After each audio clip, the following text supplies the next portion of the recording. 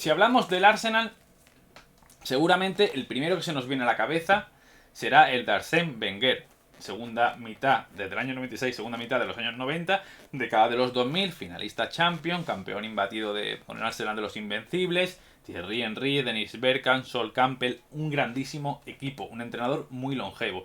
Pero tiene un antecedente que si bien no es inmediato porque hubo un año y medio aproximadamente que el banquillo lo tomó otra persona, sí es cierto que en cuanto a influencia y longevidad como técnico del equipo del Arsenal, George Graham fue igual de importante quizá que Arsène Wenger. Entre otras cosas, porque después de 18 años le devolvería el título de liga, lo que sería el noveno título, al equipo de Highbury por aquel entonces, ¿no? En la temporada 88-89, para posteriormente ganar en la 90-91 el segundo campeonato nacional británico y hacer ya en este inicio de los 90 un gran bloque, un bloque sólido basado en una fuerte defensa, un fútbol muy británico, pese a que George Graham era escocés, que en principio la escuela escocesa es más combinativa.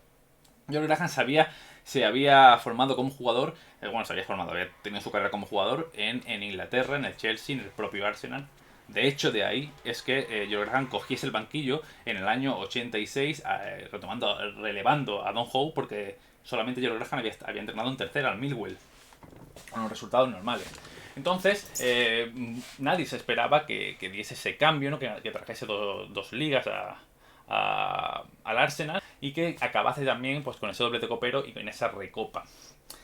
Pero lo consiguió, estableciendo una idea de juego muy clara, muy británica y sobre todo basando su equipo en una fuerte defensa en el back four, que quizá puede ser la línea defensiva más importante de toda la historia del Arsenal. De un Arsenal que, entre otros entrenadores, ha tenido a Herbert Chapman, el creador, o que se considera creador porque sistematizó la WM a inicios del siglo XX, pero podemos decir que este back four fue la mejor línea. La mejor línea de la historia. Esta alineación, este 4-2-3-1, 4-3-3 que he puesto aquí, es la de la 93-94, que sería esa campeona de la Recopa, y explicar un poco cómo funcionaba aquel fútbol desde estos jugadores, aunque hubo grandísimos futbolistas intermedios. Por ejemplo, justo antes de que viniera de coger al banquillo George Graham, había estado William Brady, que era un jugador eterno, ¿no? Stapleton, por ejemplo, también había estado otro jugador importantísimo. Pero aquí digamos que ya estaba asentado el equipo, un equipo con jugadores de muchísimo nivel. Sin duda, Seaman, la portería era indiscutible. Un guardameta de Inglaterra eterno, el sucesor de Peter Shilton, que era complicado, pero sin duda lo hizo un seguro bajo palos, ¿no? En la defensa, el back four, con el lateral derecho Dixon y el lateral de izquierdo Winterburn. Dos fijos, jugadores rápidos, jugadores que podían subir en cualquier momento, que corregían muy bien a lo mejor el error de los recios centrales, que sin duda eran solventes, sobre todo por alto. Aquí un balón alto, en la época se estilaba bastante más que ahora el balón alto. Y estos tres futbolistas que formaban en el centro, aunque fuera una línea de 4 en zona, no digamos que no eran titulares indiscutibles. Por ejemplo, Bolt y Keon, que eran dos del mismo corte, alto, espigado, contundentes, alternaban un poco, ¿no? Keon ya era más titular, pero Bolt había sido importantísimo también. Y era indiscutible Tony Adams. Tony Adams, que ya había tenido al inicio de los 90 problemas con problemas legales, problemas con el alcohol y tal, pero que para mí, bajo mi punto de vista, era el mejor defensa británico de la década y seguro que uno de los mejores de la historia, ¿no? Entonces, a raíz de esta línea en zona, porque en Gran Bretaña lo tradicional, aunque algunos entrenadores como Bobby Robson en el Mundial de Italia 90 cambiasen a la marcación combinada, lo tradicional era marcar en zona. Pues esta línea zonal era importantísima, infranqueable, y a raíz de aquí un juego directo de segunda jugada, balón largo, caída a Smith, que es un delantero tipo tanque, a Ian Wright, a Mason, Campbell, jugadores con mucho cuerpo, para que el balón bajase y cogiesen aquí los tres jugadores del centro del campo, jugadores con buen pie, para intentar filtrar, intentar colgar otra vez balones al área. Un juego directo, un juego que podía parecer rudimentario, pero que a fuerza de estar un año tras otro mejorándolo, fue exitoso, ¿no? En muchos equipos de las Islas Británicas. Bueno, después en el centro, aquí podemos decir que este 4-2-3-1 puede ser un 4-3-3, está Jensen. Jensen era un danés, un todo campo absoluto, que era indiscutible aquí, abarcaba todo, robaba, porque la presión de este equipo se iniciaba aquí, estos son los jugadores que iniciaban la presión.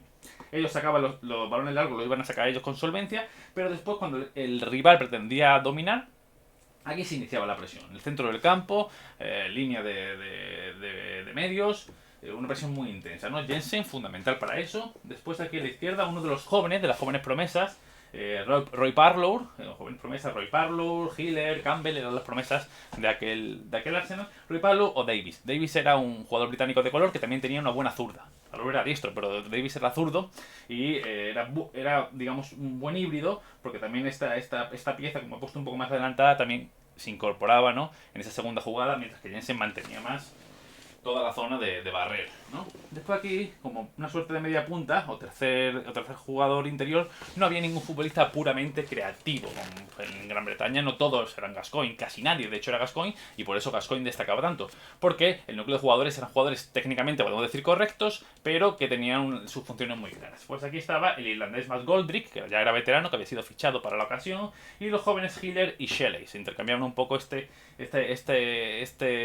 suerte de posición de media punta, ¿no? Para cuando bajas el balón, rápidamente jugadores con buen pie, tocar, filtrar balones o centrar. Y aquí ya el trío de ataque que tanto o más importante que la defensa, porque Ian Wright y Alan Smith son dos de los mejores delanteros de la historia de Inglaterra y del Arsenal, por supuesto. Ambos habían quedado máximos goleadores de diferentes competiciones locales de Inglaterra.